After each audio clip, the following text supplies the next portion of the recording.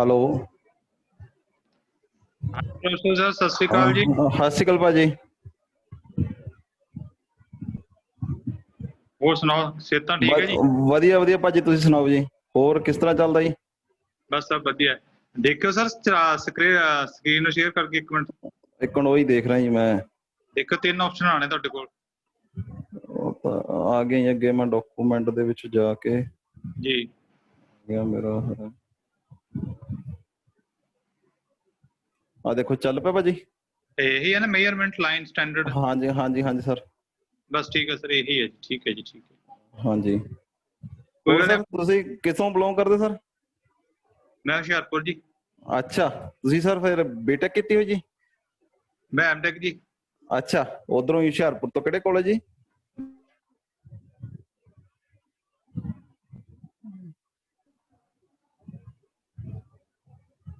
ਗੁਰਦਾਸਪੁਰ ਤੋਂ।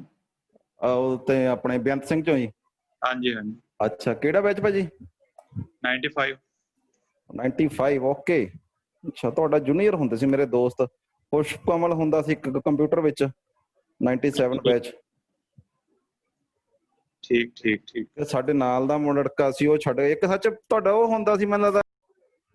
ਤੇ ਸਾਰਿਆਂ ਨਾਲ ਪਹਿਲਾਂ, ਹੁਣ ਇਸ ਲੈਕਚਰ ਸ਼ੁਰੂ ਕਰਨ ਤੋਂ ਪਹਿਲਾਂ ਇੱਕ ਵਾਰੀ ਹੋਰ ਆਪਾਂ, ਜਿਹੜਾ ਸਾਡੇ ਪੰਜਾਬ ਸਰਕਾਰ ਵੱਲੋਂ ਆਇਆ ਮਿਸ਼ਨ ਫਤਿਹ ਚੱਲ ਰਿਹਾ ਹੈ, ਵੀ ਆਪਾਂ ਕਰੋਨਾ ਤੇ ਜਿੱਤ ਪਾਵਾਂਗੇ ਪੰਜਾਬੀਓ, ਆਪਾਂ ਹਾਰਨ ਵਾਲੀ ਕੌਮ ਨਹੀਂ ਹੈਗੇ। ਈਵਨ ਕਿ ਆਪਾਂ ਸਾਰਾ ਸਾਡਾ ਮੁਲਕ ਹੀ ਨਹੀਂ ਹਾਰਨ ਵਾਲਾ, ਬਟ ਸਾਡੇ ਪੰਜਾਬ ਸਰਕਾਰ ਵੱਲੋਂ, ਜੋ ਸਾਡੇ CM ਸਾਹਿਬ ਵੱਲੋਂ ਪਰਸਨਲੀ ਐਫਰਟ ਲੈ ਕੇ ਉਹਨਾਂ ਵੱਲੋਂ ਮਿਸ਼ਨ ਫਤਿਹ ਚਲਾਇਆ ਗਿਆ ਹੈ।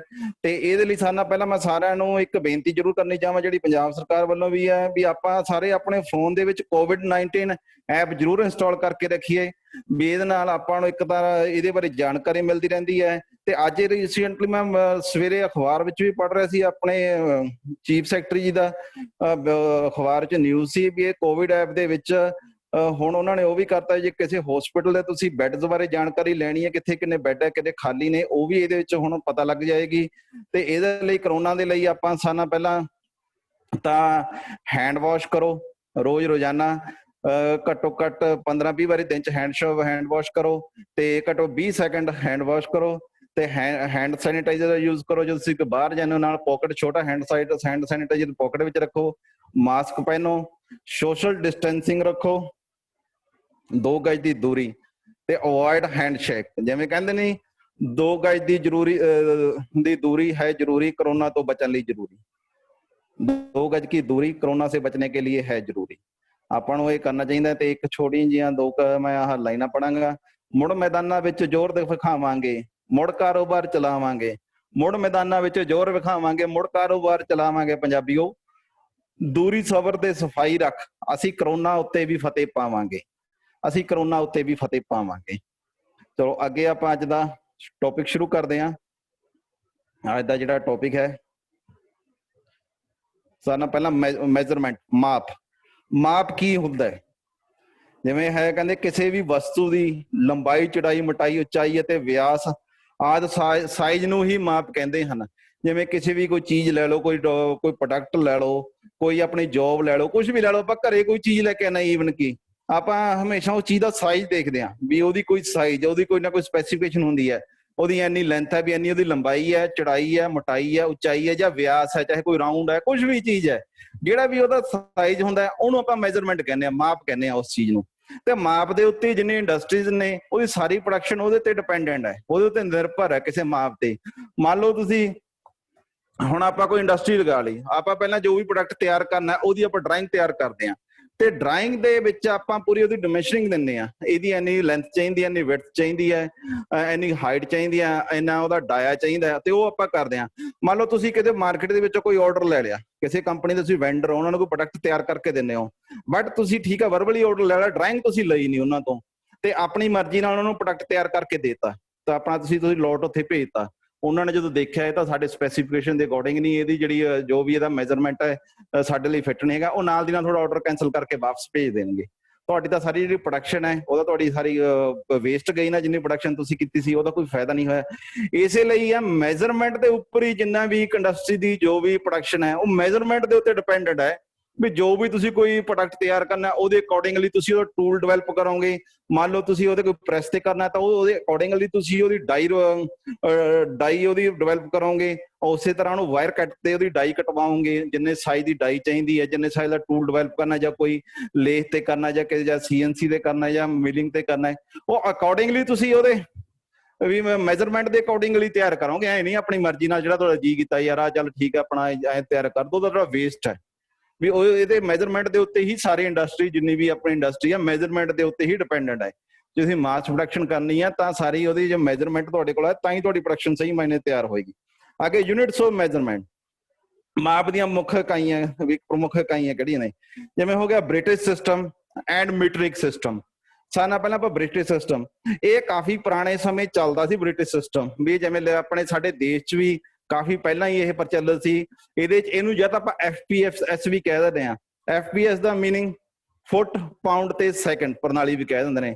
ਭਾਵ ਜੇ ਇਹਦੇ 'ਚ ਆਪਾਂ ਜਿਹੜੀ ਲੰਬਾਈ ਮਾਪਣੀ ਹੈ ਉਹ ਇੰਚ, ਫੁੱਟ ਜਾਂ ਗਜ ਵਿੱਚ ਮਾਪਾਂਗੇ। ਇਹਦੇ 'ਚ ਜੇ ਇਹਦੇ 'ਚ ਤੁਸੀਂ weight ਕਰਨਾ, ਭਾਰ ਕਰਨਾ, ਜਿਵੇਂ ਪਾਉਂਡ, ਉਹ ਪਾਉਂਡ ਵਿੱਚ ਲਾਵਾਂਗੇ। ਜਿਵੇਂ ਪਹਿਲਾਂ ਆਪਣਾ ਪਾਉਂਡ ਚੱਲਦਾ ਸੀ ਜਾਂ ਬ੍ਰਿਟਿਸ਼ ਵਿੱਚ ਪਾਉਂਡ ਚੱਲ, ਜਿਵੇਂ ਆਪਾਂ ਕਿਲੋ ਕਹਿ ਦਿੰਦੇ ਜਾਂ ਹੋਰ ਕਹਿੰਦੇ ਗ੍ਰਾਮ ਕਹਿੰਦੇ ਆ, ਉਹ ਉੱਥੇ ਪਾਉਂਡ ਦਾ। ਜਿਵੇਂ ਤੁਸੀਂ ਅੱਜ ਵੀ ਐ ਲਓ, ਤੁਸੀਂ ਕਹ ਲਓ ਕਦੇ ਬੱਚੇ ਦੇ ਜਨਮ ਦਿਨ ਦੇ ਉੱਤੇ ਤੁਸੀਂ ਕੇਕ ਦਾ ਆਰਡਰ ਦੇਣ ਜਾਂਦੇ ਹੋ, ਉਹ ਕੇਕ ਤੁਹਾਨੂੰ ਐ ਨਹੀਂ ਪੁੱਛਦਾ ਕਿੰਨੇ ਕਿਲੋ ਦਾ ਚਾਹੀਦਾ, ਉਹ ਐਂ ਦੱਸਦਾ ਤੁਹਾਨੂੰ ਕਿੰਨੇ ਪਾਉਂਡ ਦਾ ਚਾਹੀਦਾ। ਉਹ ਠੀਕ ਹੈ, ਉਹ ਕਲਚਰ ਜਿਹੜਾ ਆਪਣਾ ਚਲੋ ਅੱਜ ਕੱਲ੍ਹ ਇੰਡੀਆ 'ਚ ਵੀ ਆਪਣਾ ਡਿਵੈਲਪ ਕਰ ਰਿਹਾ, ਬਟ ਉਹ ਕੇਕ ਵਾਲਾ ਕਲਚਰ ਉਹ ਆਇਆ ਆਪਣਾ, ਠੀਕ ਹੈ, ਬ੍ਰਿਟਿਸ਼ ਤੋਂ ਆਇਆ, ਅੰਗਰੇਜ਼ ਆਪਾਂ ਨੂੰ ਦੇ ਗਏ, ਉਦੋਂ ਦਾ ਕਲਚਰ ਆ, ਤਾਂ ਕਰਕੇ ਉਹ ਪਾਉਂਡ ਦੇ ਵਿੱਚ ਹੀ ਚੱਲਦਾ ਆਪਣੇ। ਅੱਜ ਵੀ ਆਪਾਂ ਕੇਕ ਤੁਸੀਂ ਦੇਖੋ ਕਦੇ ਜਾਓਗੇ, ਐਂ ਪੁੱਛੋ ਕਿੰਨੇ ਪਾਉਂਡ ਦਾ ਚਾਹੀਦਾ। ਤੇ ਜਿਹੜਾ ਕਿ ਸਮਾਂ ਹੋ ਗਿਆ, ਸਮੇਂ ਨੂੰ ਇਹਦੇ 'ਚ ਸੈਕਿੰਡ ਵਿੱਚ ਮਾਪਿਆ ਜਾਂਦਾ, ਤਾਂ ਹੀ ਕਹਿੰਦਾ FPS, foot, pound and second. ਤੇ ਇਹਦਾ ਜਿਹੜਾ ਪ੍ਰਚਲਨ ਹੈ ਉਹ ਬ੍ਰਿਟਿਸ਼ ਦੇ ਵਿੱਚ 1855 ਚ ਹੋਇਆ ਸੀ, ਉਦੋਂ ਡਿਵੈਲਪ ਹੋਇਆ ਸੀ ਬ੍ਰਿਟੇਨ ਵਿੱਚ। ਅੱਗੇ ਆ ਜੋ ਮੀਟ੍ਰਿਕ ਪ੍ਰਣਾਲੀ, ਵੀ ਅੱਜ ਕੱਲ ਜਿਹੜੇ ਵਰਲਡ ਦੇ ਜਿਵੇਂ ਮੋਸਟਲੀ ਕੰਟਰੀ ਨੇ ਉਹਨਾਂ 'ਚ ਇਹ ਜਿਹੜੀ ਪ੍ਰਣਾਲੀ ਹੈ, ਜ਼ਿਆਦਾਤਰ ਇਹ ਪ੍ਰਣਾਲੀ ਚੱਲਦੀ ਹੈ, ਮੀਟ੍ਰਿਕ ਪ੍ਰਣਾਲੀ। ਈਵਨ ਕਿ ਗ੍ਰੇਟ ਬ੍ਰਿਟਨ ਦੇ ਵਿੱਚ ਵੀ ਅੱਜ ਕੱਲ ਉਹ ਮੀਟ੍ਰਿਕ ਪ੍ਰਣਾਲੀ ਵਿੱਚ ਸਵਿਚ ਕਰ ਚੁੱਕੇ ਨੇ। ਉਹ ਮੋਸਟਲੀ ਬ੍ਰਿਟਨ ਦੇ ਵਿੱਚ ਵੀ ਹੁਣ ਮੀਟ੍ਰਿਕ ਪ੍ਰਣਾਲੀ ਚੱਲਦੀ ਹੈ। ਜਿਹੜਾ ਇਹਦਾ ਬੇਸ ਯੂਨਿਟ ਹੈ ਮੀਟ੍ਰਿਕ ਪ੍ਰਣਾਲੀ ਦਾ, ਉਹ ਮੀਟਰ ਹੁੰਦਾ ਹੈ। ਜਿਵੇਂ ਇੰਡੀਆ ਦੇ ਵਿੱਚ ਵੀ BIS and international standard organisation of ISO, ਜਿਵੇਂ ਆਪਾਂ ਦੇਖਦੇ ਨਾ ISO 9001 ਜਾਂ ISO, ਜੋ ਵੀ ਜਿਵੇਂ ਜਿਵੇਂ ਇੰਡਸਟਰੀਜ਼ ਹੁੰਦੀਆਂ ਉਹਨਾਂ ਨੂੰ ਆਪਣੇ ਟ੍ਰੇਡ ਦੀ ਜਿਵੇਂ ਟੈਕਨੀਕਲ ਸਪੈਸੀਫਿਕੇਸ਼ਨ ਕਰਨ ਲਈ ਵੀ ਸਪੈਸੀਫਾਈਡ ਹੈ, ਇਹ ਉਹ ISO ਦੇ ਲੈਂਦੇ ਨੇ ਮੋਸਟਲੀ। ਤੇ ਉਹ ਹੋਗਾ ਇੰਟਰਨੈਸ਼ਨਲ ਸਟੈਂਡਰਡ ਆਰਗੇਨਾਈਜੇਸ਼ਨ ਦੇ ਆਧਾਰ ਤੇ ਇਹਨੂੰ ਇੰਡੀਆ 'ਚ ਮਾਨਤਾ ਦਿੱਤੀ ਗਈ ਆ ਮੀਟ੍ਰਿਕ ਪ੍ਰਣਾਲੀ ਨੂੰ। ਇਹਦੇ 'ਚ ਲੰਬਾਈ ਮੀਟਰਾਂ 'ਚ ਮਾਪੀ ਜਾਂਦੀ ਹੈ, ਜਿਵੇਂ ਤੁਹਾਨੂੰ ਦੱਸ ਚੁੱਕਿਆ। ਇਹਦਾ ਜਿਹੜਾ ਬੇਸ ਯੂਨਿਟ ਹੈ ਮੀਟਰ ਹੈ ਇਹਦੇ ਦਾ, ਤੇ ਜਿਹੜਾ ਜਿਵੇਂ ਇਹਦਾ weight ਹੁੰਦਾ ਉਹ ਗ੍ਰਾਮਾਂ 'ਚ ਮਾਪਿਆ ਜਾਂਦਾ, ਇਹਦੇ 'ਚ ਗ੍ਰਾਮਾਂ 'ਚ। ਤੇ ਸਮਾਂ ਇਹਦੇ 'ਚ ਵੀ ਇਹ ਸੈਕਿੰਡ ਦੇ ਵਿੱਚ ਹੀ ਮਾਪਿਆ ਜਾਂਦਾ ਹੈ। ਤੇ ਅੱਗੇ ਆਪਾਂ ਹੀਟ ਜਾਂ ਤਾਪ, ਉਹਨੂੰ ਸੈਲਸੀਅਸ ਚ ਮਾਪਦੇ ਹਾਂ। ਜਿਵੇਂ ਆਪਾਂ ਕਹਿੰਦੇ ਟੈਂਪਰੇਚਰ, ਆਪਾਂ ਟੈਂਪਰੇਚਰ ਲੈਂਦੇ ਹਾਂ, ਜਿਵੇਂ ਸੈਲਸੀਅਸ ਜਾਂ ਫਾਰਨਹੀਟ ਹੁੰਦਾ, ਇਹਦੇ 'ਚ ਆਪਾਂ ਸੈਲਸੀਅਸ ਵਿੱਚ ਮਾਪਦੇ ਹਾਂ। ਤੇ ਇਹਨੂੰ CGS ਕਹਿੰਦੇ ਨੇ, ਸੈਂਟੀਮੀਟਰ ਗ੍ਰਾਮ ਸੈਕਿੰਡ ਵੀ ਕਹਿੰਦੇ ਨੇ। ਇਹਦੇ ਜਿਵੇਂ ਅੱਗੇ ਲੰਬਾਈ ਦੇ ਮਾਪ ਆ ਗਏ, ਜਿਵੇਂ ਦੇਖੋ ਜੀ 1 ਮਿਲੀਮੀਟਰ ਦੇ ਵਿੱਚ 1000 ਮਾਈਕਰੋਨਸ ਹੋ ਗਏ, 1 ਮਾਈਕਰੋਨ ਦੇ ਵਿੱਚ 0.001 ਮਿਲੀਮੀਟਰ ਜਾਂ 1 ਮਾਈਕਰੋਮੀਟਰ ਹੋ ਗਿਆ। ਅੱਗੇ 1 ਮੀਟਰ ਆ ਗਿਆ, ਜਿਵੇਂ 1 ਮੀਟਰ 'ਚ 100 ਸੈਂਟੀਮੀਟਰ ਜਾਂ 1000 ਮਿਲੀਮੀਟਰ ਹੋ ਗਏ। 1000 ਮੀਟਰ 1 ਕਿਲੋਮੀਟਰ। ਅੱਗੇ ਆ ਗਏ ਕੋਨ ਦੇ ਮਾਪ, ਜਿਵੇਂ ਕੋਨ ਦੇ ਮਾਪ 'ਚ ਹੋ ਗਿਆ ਇੱਕ ਸਰਕਲ ਤੋਂ ਆਪਾਂ ਲੈ ਕੇ ਚੱਲਦੇ ਹਾਂ, ਸਰਕਲ ਦਾ ਐਂਗਲ ਲੈਣੇ। ਜਿਵੇਂ ਸਰਕਲ ਇੱਕ ਸਰਕਲ ਜਗ੍ਹਾ ਇੱਕ ਚੱਕਰ 'ਚ 400 ਗ੍ਰੇਡ ਹੋ ਜੇ, ਗ੍ਰੇਡ ਲਏ ਨੇ, ਤੇ ਇੱਕ ਚੱਕਰ 'ਚ 4 ਸਮਕੋਣ ਹੋ ਗਏ। ਜਿਵੇਂ ਚੱਕਰ ਦਾ ਜਿਹੜਾ ਐਂਗਲ ਹੁੰਦਾ ਉਹ 360 ਡਿਗਰੀ ਹੁੰਦਾ ਹੈ। ਜੇ ਆਪਾਂ ਚੱਕਰ ਨੂੰ 4 ਇਕੁਅਲ ਪਾਰਟਸ ਦੇ ਵਿੱਚ ਡਿਵਾਈਡ ਕਰ ਲਾਂਗੇ, ਉਹਦੇ ਐਂਗਲ ਲਵਾਂਗੇ ਤਾਂ ਉਹਦੇ 4 90 ਡਿਗਰੀ ਦੇ ਐਂਗਲ ਹੋ ਜਾਣਗੇ। ਤੇ ਉਹੀ ਗੱਲ ਹੈ, 90 ਡਿਗਰੀ ਦਾ ਮਤਲਬ ਇੱਕ ਚੱਕਰ ਇਕੁਅਲ ਟੂ 4 ਸਮਕੋਣ। ਜਿਵੇਂ 90 ਡਿਗਰੀ ਦੇ ਐਂਗਲ ਨੂੰ ਆਪਾਂ ਸਮਕੋਣ ਕਹਿੰਦੇ ਆ ਨਾ, ਰਾਈਟ ਐਂਗਲ ਕਹਿੰਦੇ ਆ, ਤੇ ਤਾਂ ਕਰਕੇ ਉਹ 4 ਸਮਕੋਣ ਹੋ ਜਾਣਗੇ। ਇੱਕ ਸਮਕੋਣ 'ਚ 100 ਗ੍ਰੇਡ ਹੋ ਗਿਆ। ਨਾਲ ਦੇਖੋ ਜੇ ਤੁਸੀਂ ਸਕਰੀਨ ਤੇ ਚੱਲ ਰਿਹਾ ਗ੍ਰੇਡ ਦੇ ਸਾਈਨ ਵੀ ਦਿੱਤੇ ਹੋਏ ਹੈ। ਇੱਕ ਸਮਕੋਣ 100 ਗ੍ਰੇਡ, 1 ਗ੍ਰੇਡ ਦੇ ਇੱਕ ਗ੍ਰੇਡ 'ਚ 100 ਮਿੰਟ ਹੋ ਗਏ। ਅੱਗੇ 1 ਮਿੰਟ 'ਚ 100 ਸੈਕਿੰਡ ਹੋ ਗਏ। ਇਹ ਐਂਗਲ ਦੇ ਮਿੰਟ ਨੇ। ਇਹ ਆਪਾਂ ਕਿਤੇ ਸੋਚੀਏ ਵੀ ਟਾਈਮ ਦੇ ਵਿੱਚ 1 ਮਿੰਟ 'ਚ ਦਾ 60 ਸੈਕਿੰਡ ਹੁੰਦੇ ਨੇ, ਇਹ ਐਂਗਲ ਦੇ ਅਕੋਰਡਿੰਗ ਨੇ ਇਹ। ਤਾਂ ਅੱਗੇ ਆ ਗਿਆ ਸਮੇਂ ਦਾ ਮਾਪ। ਅੱਗੇ ਸਮੇਂ 'ਚ 60 ਸੈਕਿੰਡ ਦੇ ਵਿੱਚ 1 ਮਿੰਟ, ਅੱਗੇ 60 ਮਿੰਟ 'ਚ 1 ਘੰਟਾ, 24 ਘੰਟੇ 'ਚ 1 ਦਿਨ ਰਾਤ। ਅੱਗੇ ਆ ਗਿਆ ਮੈਥਡਸ ਆਫ ਮੈਜ਼ਰਮੈਂਟ, ਮਾਪ ਲੈਣ ਦੀਆਂ ਵਿਧੀਆਂ। ਕਿਸੇ ਵੀ ਆਪਾਂ ਇੱਕ ਜੋਬ ਦਾ ਆਪਾਂ 3 ਤਰ੍ਹਾਂ ਨਾਲ ਮਾਪ ਲੈ ਸਕਦੇ ਹਾਂ। ਇੱਕ ਡਾਇਰੈਕਟ ਮੈਜ਼ਰਮੈਂਟ ਹੋ ਗਈ ਵੀ ਪ੍ਰਤੱਖ ਮਾਪ, ਇੱਕ ਇਨਡਾਇਰੈਕਟ ਮੈਜ਼ਰਮੈਂਟ ਹੋ ਗਈ ਵੀ ਪ੍ਰਤੱਖ ਮਾਪ ਇੱਕ ਹੋਗਾ ਕੰਪੈਰੀਟਿਵਲੀ ਮੈਜ਼ਰਮੈਂਟ, ਵੀ ਤੁਲਨਾਤਮਕ ਮਾਪ। ਜਿਵੇਂ ਪ੍ਰਤੱਖ ਮਾਪ ਚ ਤਾਂ ਹੋ ਗਿਆ, ਜੇ ਮੰਨ ਲਓ ਆਪਾਂ ਕਿਸੇ ਚੀਜ਼ ਦਾ ਮਤਲਬ ਕਿ ਜੋਬ ਦਾ ਮਾਪ ਲੈਣਾ ਹੈ, ਉਹ ਸਿੱਧੀ ਆਪਾਂ ਸਟੀਲ ਰੂਲ, ਵਰਨੀਅਰ ਜਾਂ ਕੈਲੀਪਰ ਜਾਂ ਮਾਈਕਰੋਮੀਟਰ ਨਾਲ ਮਾਪ ਲੈਂਦੇ ਆ, ਵੀ ਉਹ ਡਾਇਰੈਕਟਲੀ ਆਪਾਂ ਉਹਦੇ ਤੋਂ ਮੈਜ਼ਰਮੈਂਟ ਕਰ ਲਈ। ਉਹ ਹੋ ਗਿਆ ਜਿਵੇਂ ਰੀਡਿੰਗ ਸਿੱਧੀ ਪੜ੍ਹ ਲਈ, ਉਹ ਹੋ ਗਿਆ ਉਹਦਾ ਡਾਇਰੈਕਟ ਮੈਜ਼ਰਮੈਂਟ, ਪ੍ਰਤੱਖ ਮਾਪ।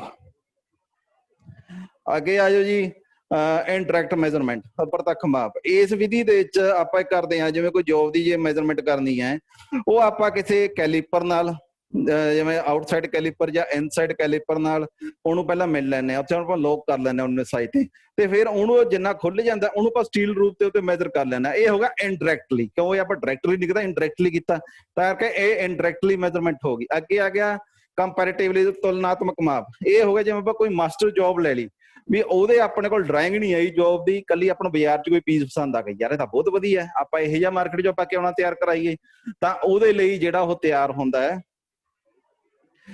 ਜਿਹੜਾ ਕਿਸੇ ਤੋਂ ਮਾਸਟਰ ਜੋਬ ਨੂੰ ਦੇਖ ਕੇ ਤਿਆਰ ਕਰਦਾ। ਜਿਵੇਂ ਤੁਸੀਂ ਐਵੇਂ ਚਲੋ ਦੇਸੀ ਢੰਗ ਆਪਾਂ ਘਰਾਂ ਚ ਲਾ ਲੈਂਦੇ ਆ, ਵੀ ਆਪਾਂ ਨੂੰ ਕਿਸੇ ਦਾ ਕੋਈ ਸੂਟ ਸਵਾਣਾ, ਕਿਸੇ ਦਾ ਆਪਾਂ ਕੋਈ ਪੈਂਟ ਕਮੀਜ਼ ਸਵਾਣੀ ਆ, ਬੰਦਾ ਹੈ ਨਹੀਂ, ਆਪਾਂ ਸਵਾ ਕੇ ਦੇਣਾ, ਉਹਦੇ ਕੱਪੜੇ ਪਏ, ਆਪਾਂ ਟੇਲਰ ਨੂੰ ਉਹ ਦੇ ਜਾਂਦੇ ਆ ਵੀ ਭਾਈ ਆਹ ਮਾਪ ਦਾ ਸੀ ਦੀ, ਉਹ ਤਾਂ ਕਰਕੇ ਉਹਨੇ ਉਹ ਦੇਖ ਕੇ ਬਣਾਇਆ ਨਾ, ਉਸ ਚੀਜ਼ ਤੋਂ ਉਹ ਹੋ ਗਿਆ ਕੰਪੈਰੀਟਿਵਲੀ ਮਾਪ, ਤੁਲਨਾਤਮਕ ਮਾਪ। ਅੱਗੇ ਆ ਜਾਓ ਜੀ, line standard and and standard. Line standard ਤੇ ਐਂਡ ਸਟੈਂਡਰਡ ਦੇ ਵਿੱਚ ਹੋ ਗਿਆ, ਜਿਵੇਂ ਕਿਸੇ ਪਾਰਟ ਦੀ ਜਿਹੜੀ ਲੰਬਾਈ ਚੌੜਾਈ ਮੋਟਾਈ ਜਾਂ ਉਚਾਈ ਨੂੰ ਲੰਬਾਈ ਦੇ ਮਾਪ ਕਹਿੰਦੇ ਨੇ, ਲੀਨੀਅਰ ਮੈਜ਼ਰਮੈਂਟ। ਇਹ ਹੋ ਗਿਆ ਲੀਨੀਅਰ ਮੈਜ਼ਰਮੈਂਟ, ਹੋ ਗਿਆ ਲੰਬਾਈ ਦੇ ਮਾਪ। ਇਹਦੇ ਚ ਲੰਬਾਈ ਦੇ ਮਾਪ ਹੋ ਗਏ ਬ੍ਰਿਟਿਸ਼ ਪ੍ਰਣਾਲੀ ਤੇ ਮੀਟ੍ਰਿਕ ਪ੍ਰਣਾਲੀ ਚ ਹੁੰਦੇ ਨੇ। ਇਹ ਜਿਵੇਂ ਪਹਿਲਾਂ ਆਪਾਂ ਕਰ ਚੁੱਕੇ ਨਾ, ਲੰਬਾਈ ਦੇ ਜਿਹੜੇ ਮਾਪ ਨੇ ਬ੍ਰਿਟਿਸ਼ ਤੇ ਮੀਟ੍ਰਿਕ ਪ੍ਰਣਾਲੀ ਸਟੈਂਡਰਡ ਚ ਹੁੰਦੇ ਨੇ। ਤੇ ਇਹਦੇ ਅੱਗੇ 3 ਸਟੈਂਡਰਡ ਲੰਬਾਈ ਦੇ ਮਾਪ ਨਿਮਨ 3 ਸਟੈਂਡਰਡਾਂ ਤੋਂ ਜਾਣੇ ਜਾਂਦੇ। ਨਿਮਨ ਲਾਈਨ ਸਟੈਂਡਰਡ ਹੋ ਗਿਆ, ਐਂਡ ਸਟੈਂਡਰਡ ਤੇ ਵੇਵ ਲੈਂਥ ਸਟੈਂਡਰਡ। ਸਾਨਾ ਪਹਿਲਾਂ ਹੈਗਾ ਲਾਈਨ ਸਟੈਂਡਰਡ, ਜਿਵੇਂ ਦੋ ਪੈਰਲਲ ਰੇਖਾਵਾਂ ਦੇ ਵਿਚਲੀ ਦੂਰੀ ਨੂੰ ਲਾਈਨ ਸਟੈਂਡਰਡ ਕਹਿੰਦੇ ਨੇ। ਜਿਵੇਂ ਦੋ ਜਿਹੜੀਆਂ ਪੈਰਲਲ ਵੀ ਲਾਈਨਸ ਜਾ ਰਹੀਆਂ, ਉਹਦੇ ਵਿਚਕਾਰਲੀ ਜਿਹੜਾ ਡਿਸਟੈਂਸ ਉਹਨੂੰ ਲਾਈਨ ਸਟੈਂਡਰਡ ਕਹਾਂਗੇ। ਜਿਵੇਂ ਰੂਲ ਅਤੇ ਉਹਦੇ ਭਾਗ ਹੋ ਗਏ। ਅੱਗੇ ਆ ਗਿਆ ਐਂਡ ਸਟੈਂਡਰਡ, ਜਿਵੇਂ ਦੋ ਪੈਰਲਲ ਫਲੈਟ ਸਤਹਾਂ ਦੇ ਜਿਹੜੀ ਵਿਚਕਾਰ ਸਰਫੇਸ ਦੇ ਵਿਚਕਾਰਲਾ ਡਿਸਟੈਂਸ ਹੋਊਗਾ, ਉਹਨੂੰ ਐਂਡ ਸਟੈਂਡਰਡ ਕਹਿੰਦੇ ਆ। ਜਿਵੇਂ ਸਲਿੱਪ ਗੇਜਾਂ, ਮਾਈਕਰੋਮੀਟਰ ਦੇ ਸਪਿੰਡਲ ਅਤੇ ਐਨਵਿਲ ਦੇ ਫੇਸ ਦੇ ਵਿਚਲੀ ਦੂਰੀ ਹੋਊਗੀ। ਜਿਹੜਾ ਕੋਈ ਫਲੈਟ ਸਰਫੇਸ ਹੈ, ਜਿਵੇਂ ਉੱਪਰ ਤਾਂ ਕੱਲੀ ਜਿਹੜੀ ਲਾਈਨ ਦੇ ਵਿੱਚ ਤਾਂ ਅਸੀਂ ਸਿਰਫ ਦੋ ਪੈਰਲਲ ਸਰਫੇਸ ਕੋਈ ਵੀ ਹੋ ਸਕਦੀ ਹੈ, ਜਿਵੇਂ ਇਹ ਹੋਗਾ ਫਲੈਟ ਸਰਫੇਸ ਦੇ ਵਿਚਕਾਰਲੇ, ਉਹਨੂੰ ਐਂਡ ਸਰਫੇਸ ਆਪਾਂ ਕਹਾਂਗੇ, ਐਂਡ ਸਟੈਂਡਰਡ ਕਹਾਂਗੇ। ਅੱਗੇ ਆ ਗਿਆ ਵੇਵ ਲੈਂਥ ਸਟੈਂਡਰਡ। ਇਹ ਐਕਚੁਅਲੀ ਪਹਿਲਾਂ ਪ੍ਰਚਲਿਤ ਨਹੀਂ ਸੀ। ਜਿਹੜੀ ਵੇਵ ਲੈਂਥ ਸਟੈਂਡਰਡ ਹੈ, ਇਹ 1960 ਦੇ ਵਿੱਚ ਨਾ ਇਹ ਜਨਰਲ 11ਵੀਂ ਜਨਰਲ ਕਾਨਫਰੰਸ ਹੋਈ ਸੀ ਵੇਟ ਐਂਡ ਮੈਜ਼ਰ ਦੀ, ਤੇ ਉਹਦੇ ਵਿੱਚ ਜਿਹੜਾ ਇਹ ਲੈਂਥ ਦਾ ਨਵਾਂ ਸਟੈਂਡਰਡ ਇਹਨਾਂ ਨੇ ਇੰਟਰੋਡਿਊਸ ਕੀਤਾ ਸੀ, ਰਿਕਮੈਂਡ ਕੀਤਾ ਸੀ, ਜਿਹਨੂੰ ਵੇਵ ਲੈਂਥ ਸਟੈਂਡਰਡ ਕਹਿੰਦੇ ਆ। ਇਹ 1960 ਦੇ ਵਿੱਚ ਨਵਾਂ ਆਇਆ, ਇਹ 11ਵੀਂ ਕਾਨਫਰੰਸ ਦੇ ਵਿੱਚ। ਇਹਦੇ ਵਿੱਚ ਜਿਹੜਾ ਹੁੰਦਾ ਹੈ ਪਿਓਰ ਮੋਨੋਕ੍ਰੋਮੈਟਿਕ ਲਾਈਟ ਦੀ ਵੇਵ ਲੈਂਥ ਪ੍ਰਯੋਗ ਕੀਤੀ ਜਾਂਦੀ ਹੈ। ਇਹਦੇ ਉੱਤੇ এনवायरमेंट ਦੀ ਕਿਸੇ ਵੀ ਜਿਵੇਂ ਟੈਂਪਰੇਚਰ ਦਾ, ਪ੍ਰੈਸ਼ਰ ਦਾ ਜਾਂ ਮੋਇਸਚਰ ਦਾ ਕੋਈ ਅਸਰ ਨਹੀਂ ਪੈਂਦਾ ਇਹਦੇ ਤੇ। ਅੱਗੇ ਆ ਗਿਆ ਰੂਲ ਅਤੇ ਸਕੇਲ ਵਿੱਚ ਡਿਫਰੈਂਸ, ਵਿੱਚ ਅੰਤਰ। ਜਿਵੇਂ ਰੂਲ ਤੇ ਸਕੇਲ ਜਿਹੜੇ ਹੁੰਦੇ ਨੇ ਉਹ ਦੇਖਣ 'ਚ ਤਾਂ ਇੱਕੋ ਜਿਹੇ ਹੁੰਦੇ ਨੇ, ਬਟ ਉਹਨਾਂ ਦੇ ਜਿਹੜੇ ਮੈਜ਼ਰਮੈਂਟ ਹੁੰਦੀ ਆ, ਮਾਪ ਹੁੰਦੀ ਆ, ਉਹ ਅਲੱਗ-ਅਲੱਗ ਹੁੰਦੇ ਨੇ, ਉਹ 'ਚ ਅੰਤਰ ਹੁੰਦਾ ਹੈ। ਜਿਵੇਂ ਰੂਲ ਦੇ ਉੱਪਰ ਜਿਹੜੇ ਮਾਪ ਦੇ ਚਿੰਨ੍ਹ ਅੰਕਿਤ ਹੁੰਦੇ ਨੇ ਉਹ ਤਾਂ ਪਿਓਰ ਹੁੰਦੇ ਨੇ, ਉਹ ਪੂਰੇ ਮਾਪ ਦੇ ਹੁੰਦੇ ਨੇ। ਜਿਵੇਂ ਆਪਾਂ ਸਟੀਲ ਰੂਲ ਦੇ ਉੱਤੇ ਦੇਖਦੇ ਹਾਂ, ਉਹ ਪੂਰਾ ਮਾਪ ਹੁੰਦਾ ਹੈ। ਜਦੋਂ ਕਿ ਸਕੇਲ ਦੇ ਉੱਪਰ ਜਿਹੜਾ ਹੁੰਦਾ ਹੈ ਉਹ ਅਨੁਪਾਤਿਕ ਮਾਪ ਹੁੰਦਾ ਹੈ। ਵੀ ਜਿਵੇਂ ਹੋ ਗਿਆ 2 ਸੈਂਟੀਮੀਟਰ ਇਕੁਅਲ ਟੂ 15 ਸੈਂਟੀਮੀਟਰ, ਜਿਹੜਾ ਸਕੇਲ ਦੇ ਉੱਤੇ ਹੋਏਗਾ। ਵੀ ਆਪਾਂ ਉਹਦੇ ਤੇ ਐਕਚੁਅਲ ਜਿਹੜੀ ਹੋਏਗੀ ਉਹ 2 ਸੈਂਟੀਮੀਟਰ ਹੋਏਗੀ, ਬਟ ਉਹ ਜਿਹੜਾ ਜਿਹਨੇ ਆਪਾਂ ਉਹਨੂੰ ਲਵਾਂਗੇ, ਲੈਣਾ ਹੋਊਗਾ, ਉਹਨੂੰ ਬੜਾ ਮੰਨਣਾ ਹੁੰਦਾ, ਆਪਾਂ 15 ਸੈਂਟੀਮੀਟਰ ਮੰਨਣਾ ਹੁੰਦਾ ਹੈ। ਇਹਦਾ ਪ੍ਰਯੋਗ ਆਪਾਂ ਮੈਪਸ, ਨਕਸ਼ੇ ਬਣਾਉਣ ਲਈ ਪ੍ਰਯੋਗ ਕਰਦੇ ਹਾਂ, ਜਦੋਂ ਕਿ ਜਿਹੜਾ ਸਟੀਲ ਰੂਲ ਦਾ ਪ੍ਰਯੋਗ ਹੈ ਉਹ ਵਰਕਸ਼ਾਪ ਦੇ ਵਿੱਚ ਕੀਤਾ ਜਾਂਦਾ ਹੈ। ਅੱਗੇ ਸਟੀਲ ਰੂਲਸ, ਇਹ ਹੋ ਗਏ standard steel rule, hook rule, shrink rule, short rule ਤੇ ਨੈਰੋ ਰੂਲ। ਜਿਵੇਂ ਸਟੈਂਡਰਡ ਸਟੀਲ ਰੂਲ ਹੋ ਗਿਆ, ਜਿਹੜਾ ਆਮ ਤੌਰ ਤੇ ਵਰਕਸ਼ਾਪਾਂ ਵਿੱਚ ਇਸੇ ਸਟੀਲ ਰੂਲ ਦਾ ਸਭ ਤੋਂ ਵੱਧ ਪ੍ਰਯੋਗ ਹੁੰਦਾ ਹੈ, ਜੋ ਵੀ ਆਮ ਤੌਰ ਤੇ ਵਰਕਸ਼ਾਪਾਂ ਦੇ ਵਿੱਚ ਹੈ। ਤੇ ਇਹ ਸਪਰਿੰਗ ਸਟੀਲ ਤੇ ਸਟੇਨਲੈਸ ਸਟੀਲ ਦਾ ਬਣਾਇਆ ਜਾਂਦਾ ਹੈ। ਜਿਹੜਾ ਸਟੈਂਡਰਡ ਸਟੀਲ ਰੂਲ ਹੈ, ਇਹਦੀ ਜਿਹੜਾ ਆਪਣਾ ਸਾਈਜ਼ ਹੈ ਉਹਦੀ ਲੈਂਥ ਤੋਂ ਲੈਂਦੇ, ਲੰਬਾਈ ਤੋਂ ਲੈਂਦੇ ਆ। ਜਿਵੇਂ 150 mm, 300 mm, 600 mm ਤੇ 1200 mm ਤੱਕ ਦੀ ਇਹਦੀ ਜਿਹੜੀ ਹੁੰਦੀ ਹੈ ਲੈਂਥ ਹੁੰਦੀ ਹੈ।